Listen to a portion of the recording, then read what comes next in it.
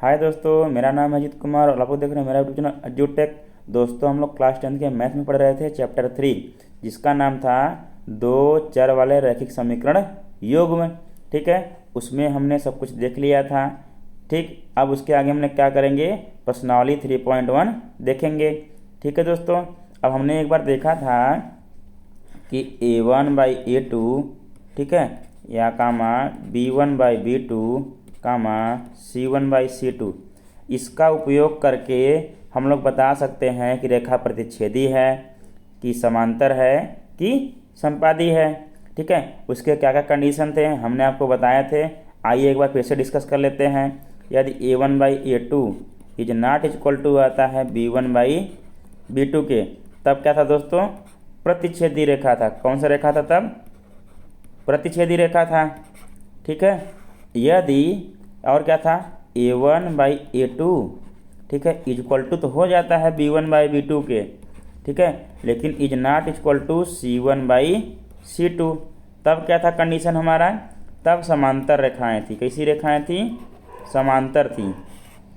ठीक है, यदि यही तीनों बराबर हो जाती थी a1/a2 equal to b1/b2 equal to c1/c2, तब क्या होता था दोस्तों हमारा, संपाती, मतलब एक दूसरे के ऊपर रेखाएं ओवरलैप करती थी।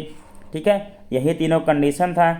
अब हमको ये क्वेश्चन दिया हुआ है, ये क्वेश्चन बोल रहा है कि इसी का a1/a2 b1/b2 c1/c2 इसी अनुपात का उपयोग करके आप बताइए ये जो दी हुई क्या है, समीकरण युग्म है, ये समांतर हैं कि प्रतिच्छेदी हैं कि संपाती हैं। ठीक है दोस्तों, तो आइए हम लोग देखेंगे कि कैसी रेखाएं हैं, कैसे समीकरण युग्म हैं, ये कैसे हल करेंगे, इसी प्रकार से हल करेंगे। आइए देखते हैं दोस्तों, हमारा व्यापक समीकरण युग्म होता है a1x plus b1y plus c1 equal to 0, दूसरा है a2x plus b2y plus c2 equal to 0। अब क्या करेंगे, समीकरण एक का इससे तुलना करेंगे।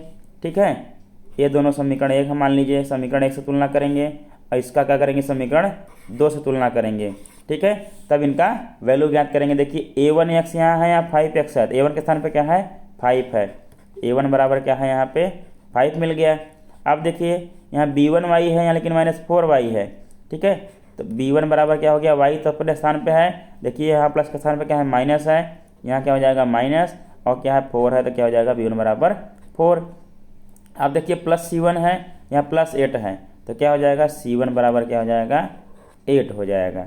ठीक है दोस्तों, इसी प्रकार आइए देखते हैं a2 बराबर देखिए क्या हो जाएगा, देखिए यहाँ 7x है, यहाँ a2x है, तो a2 के स्थान पे क्या लिया हुआ है, 7 लिया हुआ है a2 का स्थान, a2 बराबर क्या हो गया, 7। अब देखिए b2 बराबर क्या हो जाएगा, देखिए यहाँ प्लस b2y है, यहाँ क्या है +6y है, मतलब b का स्थान क्या लिया हुआ है, 6 लिया हुआ है, तो 6 हो गया। अब देखिए यहाँ प्लस c2 है, लेकिन यहाँ -9 है, तो मतलब c2 का स्थान क्या लिया है, -9 लिया है। ठीक है, मतलब c2 बराबर क्या आ जाएगा दोस्तों, -9। ठीक है, अब इसको हम लोग देखेंगे कि बराबर आता है कि नहीं। अब देखिए a1/a2 करेंगे, या तो आप लोग बारी बारी से कर लीजिए या तो एक साथ कर लीजिए। ठीक है, अब देखिए a1/a2 कितना आता है। ठीक, अब देखिए a1/a2 कितना आ गया, 5/7। ठीक है दोस्तों, अब देखिए b1/b2 कर लेते हैं। b1/b2 कितना है, देखिए b1 कितना है, -4 है, और b2 क्या है, 6 है, 2 दूना 4, 2 तिहाई 6, तो -2/3 आ गया। देखिए दोस्तों a1/a2 कितना है, 5/7, और b1/b2 क्या है, -2/3, ये दोनों बराबर हैं, नहीं है। देखिए a1/a2 is not equal to b1/b2। ठीक है, ये हमारा सिद्ध हो गया, a1/a2 is not equal to b1/b2 हो गया यहाँ पे। तो कैसी रेखाएं हैं, कैसी समीकरण युग्म है, प्रतिच्छेदी हैं। कैसी हैं, प्रतिच्छेदी हैं। ठीक है, लिखेंगे आप प्रतिच्छेदी समीकरण युग्म है। कैसी है दोस्तों, प्रतिच्छेदी समीकरण युग्म है, पता चल गया। बस कैसे ही, दो ही से निकालने के लिए a1/a2 अलग निकाल लिया हमने, b1/b2 अलग निकाल लिया, फिर इनका कंपेयर कर लिया कि बराबर हैं कि नहीं है। देखिए 5/7 था, ये क्या -2/3 था, हमने लिख दिया तब a1/a2 is not equal to b1/b2। जब ऐसा होता है तो हमको पता है कैसा क्या होती है, कौन से समीकरण युग्म होते हैं, प्रतिच्छेदी समीकरण युग्म होते हैं। ठीक है दोस्तों, इतना समझ में आ गया। आइए दूसरा क्वेश्चन देखते हैं इस प्रश्नावली का। अब आइए दोस्तों देखते हैं हमको दूसरा क्वेश्चन क्या दिया हुआ है। दिया है 9x + 3y + 12 = 0, ये हुआ समीकरण 1। और दूसरा दिया हुआ है 18x + 6y + 24 = क्या दिया है 0, एक हो गया हमारा समीकरण 2 हो गया। ठीक है, आइए हमने व्यापक रूप देखते हैं क्या क्या होता है समीकरण युग्म का। व्यापक रूप होता है दोस्तों a1x + b1y + c1 = 0, और दूसरा क्या है a2x + b2y + c2 = 0। तो बारी बारी से एक एक समीकरण का हम कंपेयर करके निकालेंगे वैल्यू। देखिए यहाँ a1x है, यहाँ क्या है 9x है, मतलब a1 के स्थान पे क्या है 9 है। a1 बराबर क्या हो गया दोस्तों 9 हो गया। देखिए यहाँ b1y है, यहाँ 3y है, मतलब b1 के स्थान पे क्या हो गया दोस्तों 3 दिया हुआ है। अब देखिए यहाँ c1 है, यहाँ क्या है 12 है, तो c1 बराबर क्या हो गया दोस्तों 12 हो गया। ठीक, अब इसी प्रकार देखिए a2 बराबर क्या आएगा। देखिए दोस्तों यहाँ a2x है, यहाँ क्या है 18x, x तो अपने स्थान पे है, 18 आया है a2 के स्थान पे, तो क्या हो गया a2 बराबर 18। अब देखिए b2 क्या है, यहाँ देखिए b2y है, यहाँ 6y है, b2 का स्थान क्या लिया हुआ है 6 लिया हुआ है 6। अब देखिए यहाँ c2 है, और यहाँ क्या है 24 है। ठीक है, c2 का स्थान क्या लिया हुआ है 24 लिया हुआ है। हमारा सारा वैल्यू पता चल गया हमको, a1 a2 b1 b2 c1 c2 सबका निकाल लिए वैल्यू। अब उसी प्रकार से हम लोग अनुपात निकाल लेंगे, फिर देखेंगे सभी बराबर हैं कि नहीं कंपेयर करके। a1/a2 निकाल लेंगे हम पहले। देखिए क्या हो जाएगा 9/18, तो क्या हो जाएगा दोस्तों 9 × 1 = 9, 9 दूनी 18, 1 क्या आ गया 2 आ गया। इसी प्रकार से ये देखते हैं b1/b2 निकाल लेते हैं। अब देखिए b1 कितना दिया हुआ है 3 दिया हुआ है। ठीक है, और b2 कितना है 6 है, 3 × 1 = 3, 3 दूना क्या हो गया दोस्तों 6 हो गया। इसी प्रकार से c1/c2 निकाल लें। देखिए c1/c2 = देखिए क्या हो जाएगा 12 बटा क्या हो जाएगा 24, तो क्या आ जाएगा अपना दोस्तों 1/2 फिर से आ गया यहाँ भी। आप देखिए a1/a2 = a1/2 है, b1/b2 = क्या है 1/2 है, और c1/c2 = भी क्या है 1/2। ठीक है, अब लिखेंगे चूँकि a1/a2 = b1/b2 = c1/c2।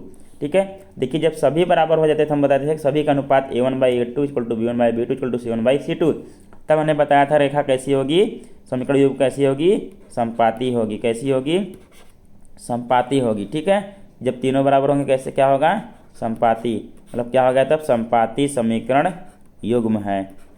ठीक दोस्तों, समझ में आ रहा है, एकदम सिंपल क्वेश्चन है, बस आपको ध्यान देना है, बाकी तुरंत हो जाएगा। ठीक है, चलिए आगे बढ़ते हैं, अब टाइम वेस्ट नहीं करेंगे। यदि आप लोगों को वीडियो अच्छा लगेगा प्लीज़ लाइक कीजिएगा, सब्सक्राइब कीजिएगा, अपने दोस्तों में जरूर शेयर कीजिएगा। ठीक है दोस्तों, हम लोग क्या करते हैं, हम आपका ज़्यादा टाइम वेस्ट नहीं करते हैं ये सब बोलने में कि लाइक कीजिए, सब्सक्राइब कीजिए, ये कीजिए वो कीजिए। हम क्या करते हैं पढ़ाने में ध्यान रखते हैं। ठीक है, हम पढ़ाने में बिलीव रखते हैं, अगर पढ़ाएंगे अच्छा तो आप लोग देखते रहेंगे और लाइक करेंगे सब्सक्राइब करेंगे। ज़्यादा बोलते रहेंगे बहस करते रहेंगे तो क्या होगा आप लोग भी इरिटेट होंगे। ठीक है, कहेंगे सर कुछ पढ़ाते हैं नहीं, ज़्यादा बोलते रहते हैं। ठीक दोस्तों, चलिए हमने 2 क्वेश्चन देख लिया इस टाइप के, अब क्या करेंगे नेक्स्ट अगला टाइप का देखेंगे किस टाइप के क्वेश्चन है, आइए देखते हैं। आइए दोस्तों क्वेश्चन देखते हैं, अगला टाइप का दिया है, कह रहा है ज्ञात कीजिए कि समीकरण युग्म संगत है या असंगत है। हमने आपको बताया था दोस्तों कब संगत होगा कब असंगत होगा। ठीक है, आइए एक बार और बता देते हैं, जब a1/a2 = b1/b2 is not equal to c1/c2 ठीक है होगा, तब क्या होगा समीकरण युग्म, तब असंगत होगा। ठीक है, तब क्या होगा असंगत होगा। बाकी जो दो कंडीशन बचते हैं उस कंडीशन में क्या होगा समीकरण युग्म क्या होगा संगत होगा। a1/a2 is not equal to b1/b2, इस कंडीशन में क्या होगा संगत होगा समीकरण युग्म। ठीक है, ये आएगा तो क्या होगा संगत आएगा। और यदि आता है a1/a2 इक्वल टू b1/b2 ठीक है इक्वल टू c1/c2, तब भी क्या होगा समीकरण युग्म संगत होगा। ठीक है दोस्तों, सिर्फ एक कंडीशन में असंगत होगा वो भी कब, जब A1/A2 equal to B1/B2 is not equal to C1/C2, तब क्या होगा, असंगत होगा। बाकी दो कंडीशन में क्या होगा, समीकरण युग्म संगत होगा। ठीक है दोस्तों, आइए हल करते हैं, देखते हैं। आइए दोस्तों अब कंपेयर करते हैं। देखिए यहाँ A1x है, यहाँ क्या है 3x है, मतलब A1 के स्थान पर क्या दिया हुआ है 3 दिया हुआ है। ठीक है, यहाँ देखिए B1y है, यहाँ 2y है, मतलब B1 के स्थान पर क्या दिया है दोस्तों 2 दिया है। यहाँ देखिए C1 है, यहाँ क्या है 5 है प्लस, तो क्या दिया है C1 के स्थान पे 5 दिया हुआ है। अब देखिए इसका कंपेयर करते हैं दूसरा समीकरण का। देखिए यहाँ A2x है, यहाँ 2x है, मतलब A2 के स्थान पे क्या दिया है दोस्तों, A2 के स्थान पे 2 दिया है। अब देखिए यहाँ B2y है प्लस में, यहाँ माइनस में 3y है, मतलब देखिए B2 के स्थान पे क्या दिया हुआ है -3 दिया हुआ है, क्या दिया हुआ है -3 दिया हुआ है। और देखिए C2 के स्थान पे तब C2 यहाँ प्लस C2 है, यहाँ -7 है। ठीक है, मतलब C2 के स्थान पर क्या दिया है दोस्तों -7 दिया हुआ है। ठीक है, इतना समझ में आ गया। आइए सबका अनुपात निकालते हैं A1/A2। ठीक है, अब A1/A2 निकालते हैं, देखिए क्या हो जाएगा 3/2 हो गया। ठीक है, अब इसी प्रकार देखिए B1/B2 निकाल लेते हैं, B1/B2। ठीक है, अब देखिए B1/B2 क्या हो जाएगा, देखिए यहाँ +2 है B1 अपान, देखिए B2 क्या है -3 है। ठीक है, देखिए क्या आ गया B1/B2 इक्वल टू क्या आ गया -2/3, लेकिन A1/A2 क्या है 3/2 है। ठीक है दोस्तों, अब देखिए A1/A2 इक्वल टू B1/B2 हुआ नहीं, बराबर नहीं है, तब लिखेंगे यहाँ देखिए क्या लिखेंगे, चूँकि A1/A2 is not equal to B1/B2। ठीक है, अब अगर आपसे पूछ लेगा कि रेखा कैसी होगी, कैसी रेखाएं होंगी, प्रतिच्छेदी रेखाएं होंगी। ठीक है, और अगर आपसे पूछेगा संगत है क्या संगत है, तब आप लोग कहेंगे क्या है संगत है। क्या लिखेंगे, चूंकि A1/A2 is not equal to B1/B2 इसलिए संगत समीकरण युग्म है। ठीक है, ठीक है, क्या होगा तब संगत समीकरण युग्म है। ठीक है दोस्तों, समझ में आ गया। और आप लिख सकते हैं कि ये कौन सी रेखाएं कैसी रेखाएं हैं, या तो आपसे पूछेगा कैसी हैं प्रतिच्छेदी समीकरण युग्म है। ठीक है, प्रतिच्छेदी रेखाएं कह लीजिए या प्रतिच्छेदी समीकरण युग्म कह लीजिए। ठीक दोस्तों, दो क्वेश्चन एक साथ हो गया। ठीक, चलिए अगला क्वेश्चन देखते हैं इसी टाइप का एक और। आइए दोस्तों देखते हैं, हमको अगला क्वेश्चन दिया हुआ है 2x - 3y - 8 = 0, यह हो गया समीकरण 1। और दूसरा दिया है 4x - 6y - 9 = 0, होगा समीकरण 2। हमने यहाँ व्यापक समीकरण भी लिख लिया हुआ है, A1x + B1y + C1 = 0। दूसरा क्या है A2x + B2y + C2 = 0। अब क्या करेंगे दोस्तों, कंपेयर करेंगे। देखिए A1x यहाँ है, यहाँ क्या है 2x है, तो A1 के स्थान पर क्या दिया हुआ है 2। ठीक है, अब देखिए यहाँ B1y है। ठीक है, B1y है, यहाँ क्या है -3y है, तो y तो अपने स्थान पे है, यहाँ प्लस B1 है तो यहाँ माइनस आया है, क्या होगा तब -3 है, B1 के स्थान पे क्या है -3। अब देखिए C1 है, यहाँ प्लस C1 है, यहाँ -8 दिया हुआ है, मतलब यहाँ प्लस होता सीधे सीधे 8 लिख लेते हैं, लेकिन यहाँ माइनस है, तब क्या लिखेंगे -8 लिखेंगे। ठीक दोस्तों, समझ में आ रहा है। चलिए इसी प्रकार यहाँ करते हैं। देखिए यहाँ A2x है, यहाँ 4x है। ठीक है, तो A2x है 4x है, A2 के स्थान पर क्या दिया हुआ है 4। इसी प्रकार देखिए यहाँ प्लस B2y है, यहाँ क्या है -6y है। ठीक है, मतलब B2 के स्थान पर क्या है -6, क्या है दोस्तों -6।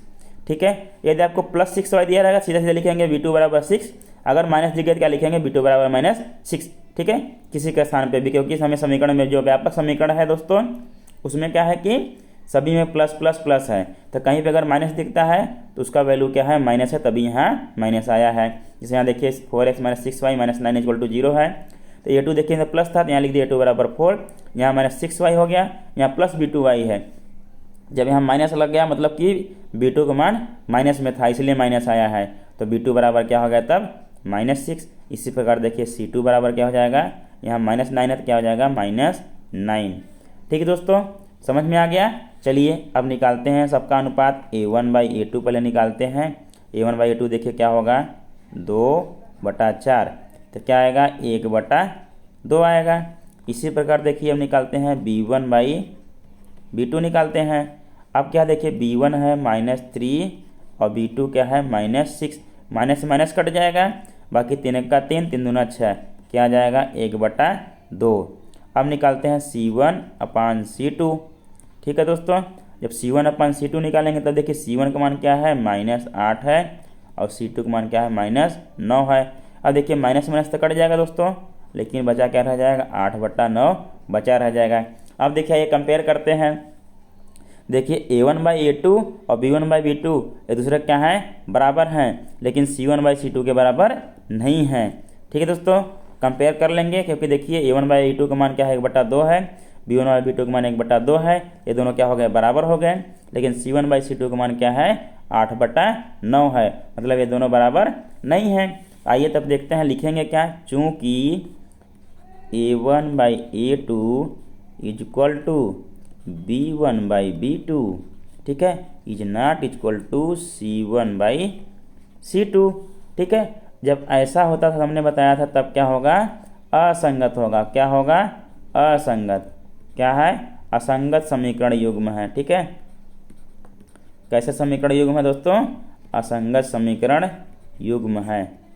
ठीक है, और आपसे अगर कोई पूछेगा दूसरा क्वेश्चन वाला, जो दूसरा क्वेश्चन पहले कराए थे, कैसी रेखा होगी ये, कैसी समीकरण युग्म होगी, समांतर समीकरण युग्म होगा। कैसा होगा समांतर समीकरण युग्म होगा। ठीक है दोस्तों, समझ में आया। दो क्वेश्चन साथ में हुए। अगर आपसे पूछे इसके हल हैं कि नहीं है, जब समांतर समीकरण युग्म हो जाते थे दोस्तों तो इसके कोई हल नहीं है। ठीक है, जब क्या होता था प्रतिच्छेदी होता था उसके अद्वितीय हल होता था एक हल। ठीक है, और उसके बाद जब क्या होता है संपाती, उसके क्या होते हैं अनंत हल होते हैं, अनेक हल होते हैं। ठीक है दोस्तों, इतना समझ में आ गया। चलिए आगे बढ़ते हैं। अब आइए दोस्तों देखते हैं अगला क्वेश्चन क्या दिया हुआ है। दिया हुआ है एक आयताकार बाग। ठीक है, ये बाग है, नाग नहीं है। ठीक है ना दोस्तों, नाग में पढ़ने के बोलेंगे एक आयताकार नाग। ठीक है, आप लोग नाग समझ लगेंगे, डस लेगा। ठीक है, क्या दिया हुआ है, एक आयताकार बाग जिसकी लंबाई क्या है चौड़ाई से 4 मीटर अधिक है। ठीक है, मतलब जो आयताकार बाग है उसकी लंबाई चौड़ाई से 4 मीटर क्या है अधिक है, मतलब जो उसकी लंबाई है वो चौड़ाई से 4 मीटर ज़्यादा है। ठीक है दोस्तों, और क्या कह रहा है देखिए, यदि इसका अर्ध परिमाप, परिमाप नहीं इसका अर्ध परिमाप मतलब आधा परिमाप कितना है 36 मीटर है, तो बाग की विमाएँ ज्ञात कीजिए। ठीक है, पहले यहाँ मान लेंगे, माना बाग की लंबाई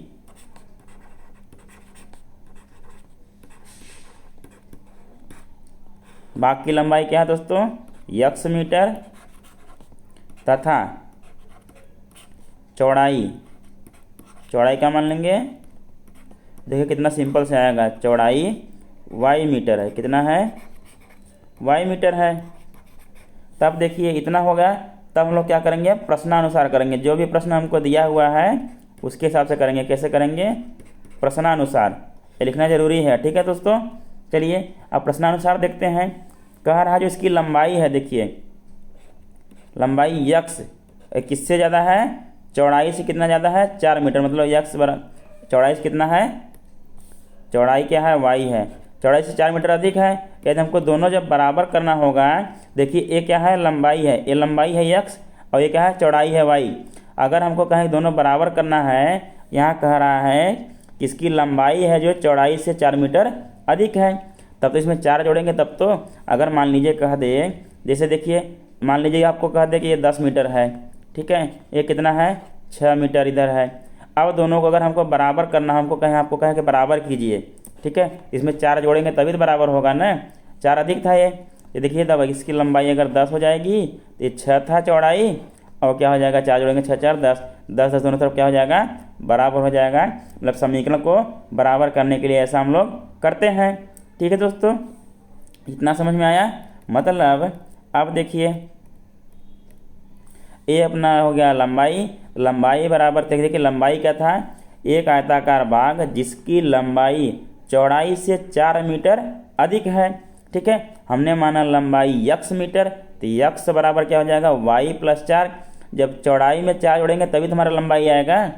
ठीक है दोस्तों, समझ में आ गया। मतलब जब हम लोग चौड़ाई में 4 जोड़ेंगे तो हमारा लंबाई आ जाएगा। ठीक है, अब इसको क्या लिख सकते हैं, y को क्या करिए बाएं तरफ लेकर चले आइए, मतलब x फिर माइनस वाई इक्वल टू क्या कर दिए 4।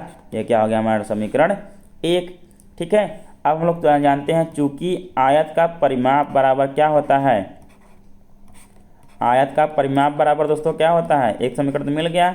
दूसरा ये ज्ञात करते हैं आयत का परिमाप बराबर होता है 2 ब्रैकेट में लंबाई और धन क्या होता है चौड़ाई। ठीक है, इसलिए क्या होगा अर्ध परिमाप, क्या होगा अर्ध परिमाप बराबर मतलब आधा, मतलब क्या हो जाएगा 2 से भाग दे देंगे। अर्ध परिमाप बराबर क्या हो जाएगा, अर्ध परिमाप बराबर देखिए क्या होगा 2 क्या हो जाएगा ब्रैकेट में लंबाई धन चौड़ाई। अब क्या हो जाएगा बटे 2। देखिए जब 2 इंटू है लंबाई धन चौड़ाई बटे में 2 है तो क्या हो जाएगा कट जाएगा, 2 से 2 कट जाएगा, क्या बचेगा अर्ध परिमाप क्या बचेगा लंबाई धन क्या बचेगा चौड़ाई। ठीक है, अर्ध परिमाप बराबर क्या आ गया हमारा लंबाई धन चौड़ाई। और हमको अर्ध परिमाप कितना दिया हुआ दोस्तों 36 दिया हुआ है, कितना दिया हुआ है 36 दिया हुआ है। आइए देखते हैं तब। ठीक है, क्या दिया हुआ है हमको 36 दिया हुआ है, तो क्या आ गया अर्ध परिमाप हमको 36 दिया है, तो 36 बराबर क्या आ जाएगा लंबाई क्या था x चौड़ाई क्या था y, x प्लस वाई आ गया। मतलब हमको समीकरण मिला x प्लस वाई बराबर 36। ये क्या हो गया समीकरण 2। ठीक है, अब लिखेंगे समीकरण 1 व 2 से। ठीक है, समीकरण 1 व 2 से। ठीक है दोस्तों, देखिए समीकरण 1 था x माइनस वाई बराबर 4, ये था अपना समीकरण 1। और दूसरा क्या है x plus y equal to क्या है 4, ये क्या है अपना समीकरण 2। ठीक है दोस्तों, अब क्या करेंगे यहाँ लिख दीजिए जोड़ने पर, दोनों समीकरण क्या करेंगे जोड़ने पर। ठीक है दोस्तों, देखिए जब जोड़ेंगे तो ये x प्लस में है ये भी प्लस में है, एक x और एक x कितना हो जाएगा 2x हो जाएगा।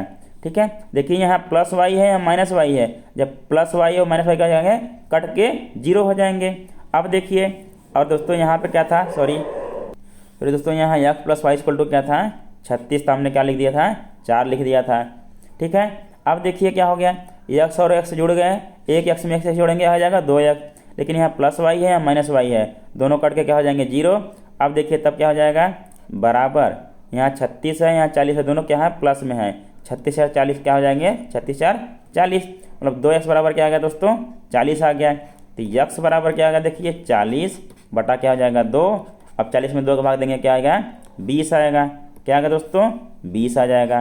मतलब x बराबर क्या आ गया 20 आ गया। x क्या है अपना लंबाई है, x बराबर आ गया 20 मीटर। ठीक है, मतलब क्या आ गया बाघ की लंबाई क्या आएगा दोस्तों, इसे लिखेंगे आप लोग बाघ की लंबाई।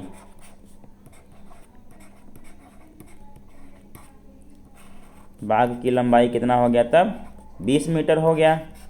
ठीक है, और बाघ की चौड़ाई कितना हो जाएगा तब,